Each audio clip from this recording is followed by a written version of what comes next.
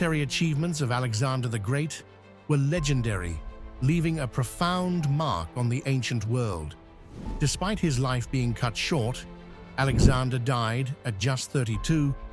The Macedonian king managed to conquer the vast Persian Empire and establish a colossal domain stretching from Greece to India. As a leader driven by insatiable ambition, Alexander's feats and the darker aspects of his conquests were chronicled by numerous ancient writers. However, only a few of those accounts survive today. Among the most significant sources are the works of Arrian of Nicomedia and Quintus Curtius Rufus, who lived centuries after Alexander but based their writings on the eyewitness records of contemporaries, including Alexander's confidant and successor, Ptolemy. One particularly striking story, documented by both Arrian and Curtius, occurred around 328 or 327 BC during Alexander's campaign in Central Asia. While laying siege to a mountaintop fortress, Alexander reportedly offered rewards to any soldier who could ascend the steep cliff faces in the shortest amount of time. Although many men perished in the dangerous climb, others managed to reach the summit using iron spikes and linen ropes, methods that remain familiar to modern climbers. Though much of Alexander's legacy is intertwined with myth, the siege of the Sogdian Rock, if true, may stand as the earliest recorded instance of a speed climbing competition in history. The tale of Alexander the Great's flying soldiers is one of bold defiance and audacious military strategy, captured in the writings of ancient historians Arrian and Curtius. Despite their disagreements on the exact details, whether it took place in the spring of 327 BC, when the cliffs were still slick with snow and ice, or in the summer of 328 BC, and whether the fortress was known as the Sogdian Rock or the Rock of Ariamazes, the essence of the story remains consistent. In both versions, a local Bactrian king, facing the inevitable advance of Alexander's forces, refused to surrender and retreated to a seemingly impregnable mountaintop fortress. Surrounded by steep, sheer cliffs, the king mocked Alexander, declaring that only soldiers with wings could capture his stronghold. According to Curtius, writing in the 1st century AD, the taunt enraged Alexander. Inflamed by the challenge, he vowed to prove the king wrong, reportedly promising that on the following night he would make him believe that the Macedonians could even fly. What followed was a daring and deadly contest as Alexander's soldiers, driven by their commander's fiery determination, risked their lives scaling the treacherous cliffs to achieve the impossible.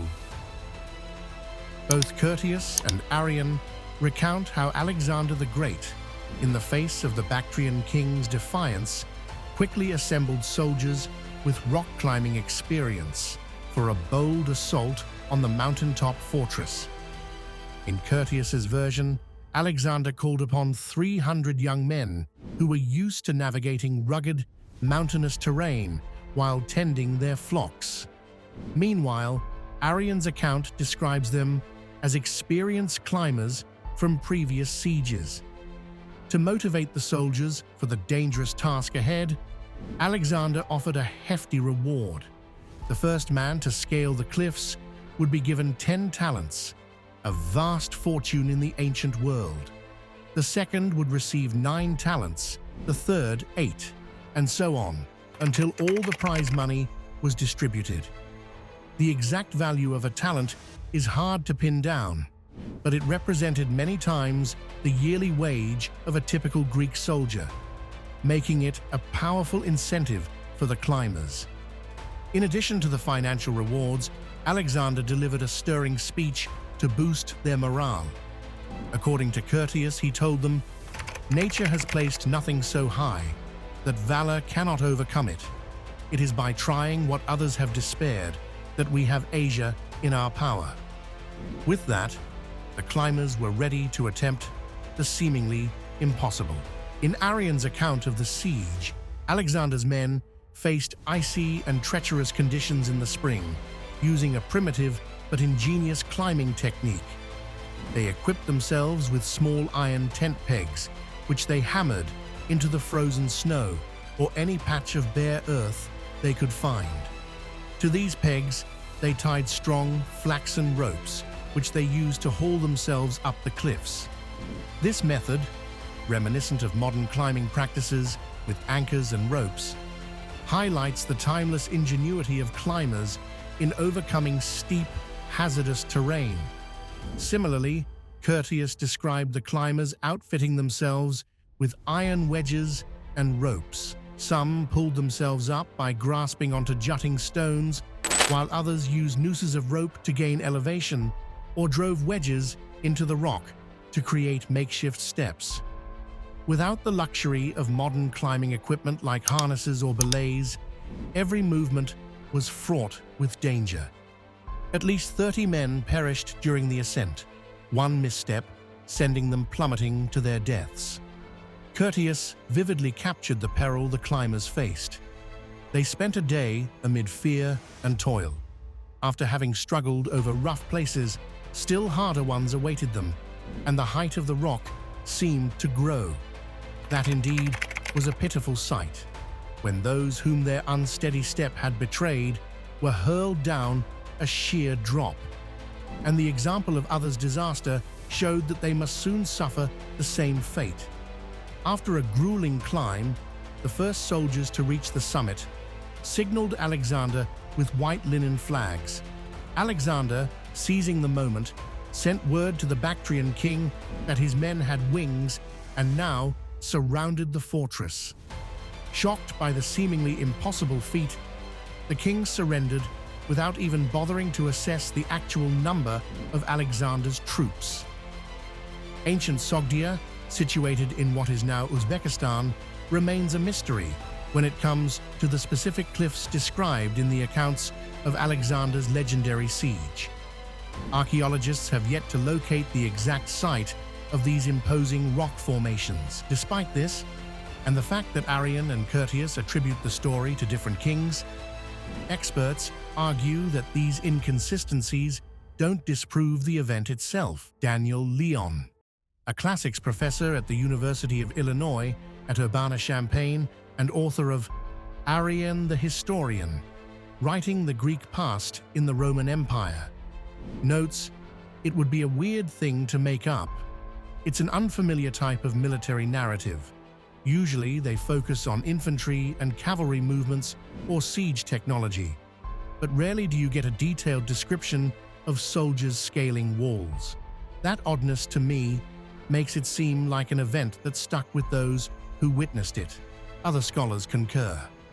Vasileios Leotsakis, a professor of ancient Greek literature at the University of the Peloponnese, points out that although the accounts vary, ancient authors like Arrian and Curtius were drawing from earlier eyewitness sources, all of which describe a climbing contest of some sort.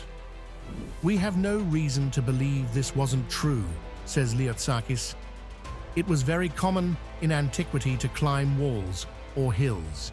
In fact, Alexander's siege of the Sogdian Rock wasn't the first time that a ruler had rewarded soldiers for scaling high walls." The Greek historian Diodorus Siculus recounts how, a century earlier, the tyrant Dionysius the Fet of Syracuse had his soldiers scale the walls of a besieged city in Sicily under the cover of darkness. After their success, Dionysius rewarded the first man to mount the wall with 100 minas and honored others for their bravery. As Leotsakis explains, promising reward money was common practice in antiquity. This is not something out of the ordinary.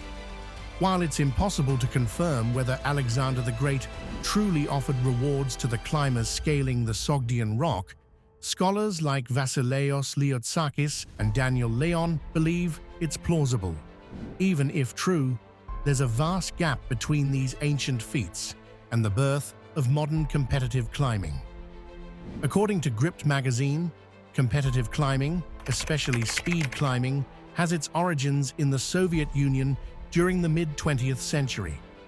Russia's rich mountaineering tradition evolved in the 1940s when speed competitions were introduced to select top climbers for state-sponsored camps in the Caucasus. By 1955, the Russian Climbing Federation had formalized speed climbing rules, and by the 1970s, these competitions opened to international participants. The sport took a major leap forward in 1986 at a competition in Lyon, France, where athletes raced head-to-head on identical artificial climbing walls. Sport climbing made its Olympic debut at the 2021 Tokyo Summer Olympics, with athletes competing in bouldering, speed climbing, and lead climbing. In the 2024 Paris Olympics, sport climbing will be featured as a standalone event,